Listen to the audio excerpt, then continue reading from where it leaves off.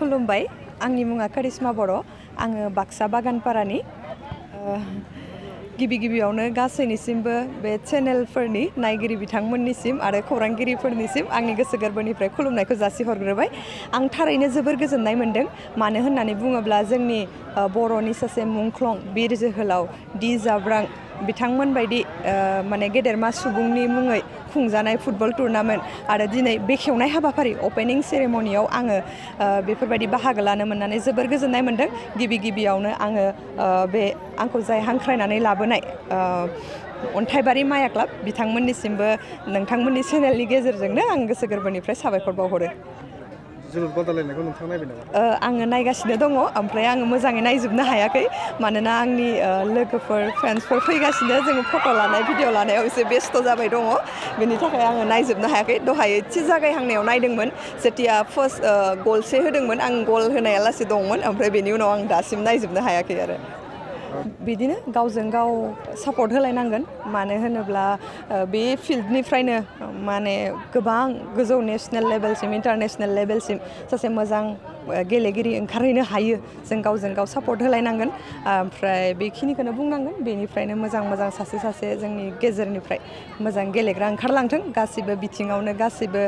बिथिंजोंनो दावगालांनो हाथों बर' फिसाफोरा जोङो जेरै एक्टिं खालामनायाव जों आवगायबोदों सोरबा खेलायाव आवगायबोनांगोन सोरबा फरायनायजों जब बा सोरबा गावनि बिजनेस बेफोरबायदिनो बयबो गोजौ फारसेजों माने दावगालांनो हाथों आं बेखौनो सासे बर' फिसा जानानै बर' फिसानि मोजांखौ हास्थायो गुबुननिखौ आं मिथिया नाथाय आंनि मोनफ्रोमबो खामानियावनो आङो मोनफ्रोमबो प्रजेक्टआवनो आङो जेथिया स्टार्ट खालामदोंमोन आं अडिसन होनानैसो सिलेक्सन मोन्दों आं अडिसन होनानैसो एक्टिं खालामनो फैदों आरो बेनि सिगाङाव आङो डान्स लायोमोन आङो कथकआव बिमिउस खालामबाय बेनि उनाव 2018आव आङो नासेगा सारा इण्डिया सिजन 2आव माने फाइनालिस्ट डान्सारमोन जों आसामनिफ्राय सानै सिलेक्सन मोन्दोंमोन आङो मोसानायखौ स्टार्ट खालामग्रोदोंमोन मोसानायनिफ्राय आङो बिदिनो बर' फिल्माव अडिसन होबाय आं एक्टिं खालामनो चान्सबो मोनबाय बेनि उनावहाय आङो 2021आव एक्टिंनि कर्स लादोंमोन दा एक्टिंनि कर्सआबो आंना कमप्लिट जानानै बे जेराव आं कर्स लादोंमोन बेयावनो आङो दा एक्टिं टिचार हिसाबै खामानि मावगासिनो दङ ओमफ्राय आरो बिदिनो आं माखासे एसामिसफोरावबो अडिसन होदोंमोन ओमफ्राय सिलेक्सनबो मोन्दोंमोन खिन्थु आङो मावनो गोसो गैयिनि थाखाय गोबां खोथा साननानै फावसायनानै थाफिनथ'दों बेनिफ्राय दा आं जेसेबां हायो एसेबां आंनि कर्सखौ गोजौ फारसे आङो थांबावगोन बेनि उनाव गाव जेथिया पारफेक्ट जायो अब्ला आङो गुबुन रावफोरावबो खालामनो नाजागोन दा आङो बर'आवनो खालामबाय थाथ'गोन आरो प्रेजेन्ट आंनि मोनसे मुभि सेप्टेम्बराव रिलिज जालांबाय राहा होननाय बर' सावथुन बेनिफ्राय बेनि उनावहाय दा आङो जेबो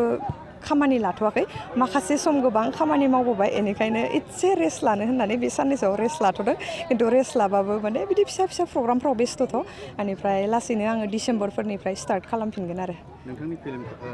फाव खालामनायाव फिल्म एबा एलबामनि बबेया गिबिसिन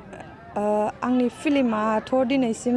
4-6थासो जाबाय बेनिफ्राय एलबाम दं सर्ट मुभि दं आङो बांद्राय गोबाव एक्टिं खालामाखै 2019निफ्रायसो आङो स्टार्ट खालामदों 2020आ लासै आङो 19निफ्राय 20सिम मुभि खालामबाय बेनि उनावहाय 20निफ्रायथ' लकडाउनजोंनो दिना थांबाय 21आव आङो ग्रोबनो एक्टिं क्लासाव जइन जाबाय एक्टिं क्लास जोबखांनायनि उनावनो बेयावनो खामानि मावफिनगासिनो दङ आसामिस ड्रामाफोर आङो बर'ल' नङा आङो नेसनेल लेभेलफ्रावबो ड्रामाफोर खालामबोगासिनो आसामिस हिन्दी बेफोरबायदि ओमफ्राय नट अनलि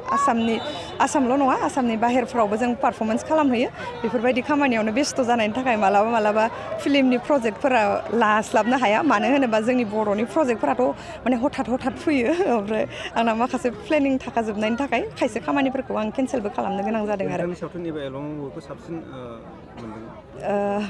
सावथुनखौ बुंनो थाङोब्ला आङो खालामनानै हायनामुलि 7 मानोना खम समनि गेजेरावनो जोबदों बेनिफ्राय आरो एलबामफोर दङ बेनिफ्राय बिदिनो गासैखौबो मोजांखौनो होननांगोन गासिबो खामानिखौ इन्जय खालाम मावो नालाय गासिबो खामानिखौनो मोजां मोनो